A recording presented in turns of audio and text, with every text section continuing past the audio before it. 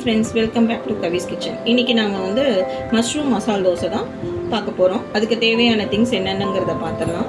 Mushroom வந்து ஃபைனாக சாப் பண்ணி வச்சுருக்கேன். அது கூட ஒரு கேப்சிகம் கட் பண்ணி வச்சுருக்கேன். டொமேட்டோ 2 டொமேட்டோ வந்து சாப் பண்ணி வச்சுருக்கேன். 2 ஆனியன், ஜிஞ்சர் கார்லிக் பேஸ்ட்டு, கொஞ்சம் கார்ன், அதுக்கு மிளகாத்தூள், தனியாத்தூள், கரம் மசாலா தூள், ஜீரகத்தூள், தேவையான அளவு உப்பு. இதெல்லாம் தான் இதுக்கு தேவையான திங்ஸ். வாங்க எப்படி பண்ணலாங்கிறது பார்க்குறோம். கடாயில் எண்ணெய் ஊற்றிருக்கேன். அது கூட கொஞ்சம் ஜீரகத்து கூட ஆனியனும் கருவேப்பிலையும் சேர்த்துருக்கேன்.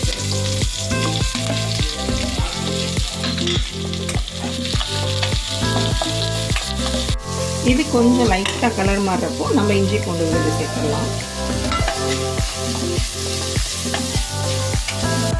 இப்போ இஞ்சி பூண்டு போட்டதுக்கப்புறம் அது கொஞ்சம் ராஸ்மெல் போனதுக்கப்புறம் கேப்சிகம் சேர்த்துக்கலாம். ஏன்னா கேப்சிகம் கொஞ்சம் டைம் எடுக்கும்.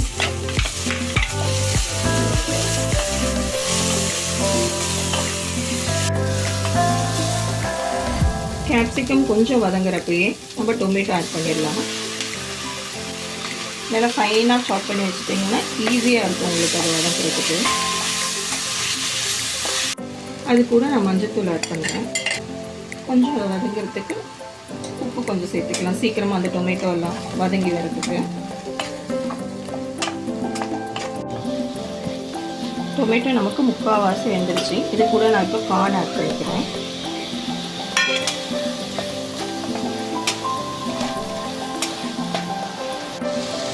இது கூட நம்ம தேவையான மிளகாத்தூள் சேர்த்துக்கலாம். காரத்துக்கு தகுந்த மாதிரி சேர்த்துக்கோங்க.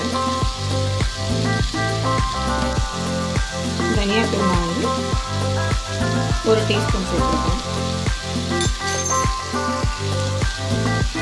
அது கூட கரம் மசாலா பொடி, ஜீரா வந்து ஒரு 1/4 டீஸ்பூன்.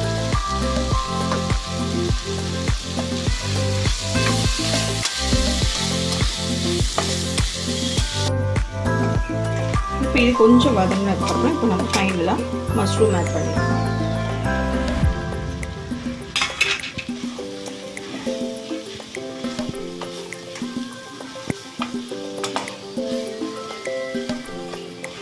தேவையான அளவு சால்ட் ஆட் பண்ணிக்கோங்க.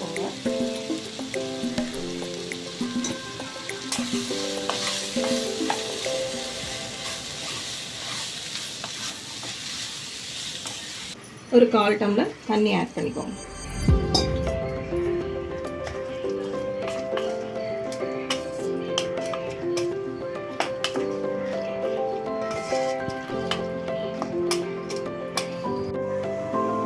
மூடி வச்சதை எடுத்து பார்த்துடலாம். தண்ணியெல்லாம் நல்லா இறுகி நமக்கு வந்துருக்கு. அவ்வளோதான், நம்மளோட சூப்பரான மஷ்ரூம் மசால் ரெடி ஆயிடுச்சு. இப்போ மேலே வந்து கொத்தமல்லி போட்டு கார்னிஷ் பண்ணிடலாம்.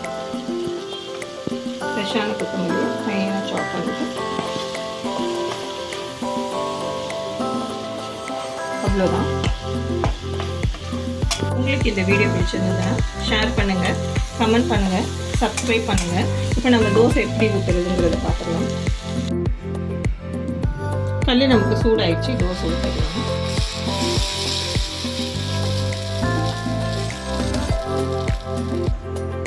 தோசைக்கு மேலே இப்படி எண்ணெய் ஊற்றுங்க. ஏன்னா தோசை சைடில் ஊற்றுனீங்கன்னா ஃபுல்லாக கல்லில் தான் போய் ஊற்றிக்கும் அந்த எண்ணெய். அதனால எப்பயும் தோசை ஊற்றுறப்ப தோசைக்கு மேலே தான் ஊற்றணும் எண்ணெய். நம்ம வெந்ததுக்கப்புறம் தோசையை நல்லா மேலே இப்படி தேய்ச்சி விட்டுக்கோங்க. நம்ம கொஞ்சம் வெந்துருச்சு, எடுத்து வச்சுட்டு நம்ம இப்போ மசாலா அப்ளை பண்ணிக்கலாம்.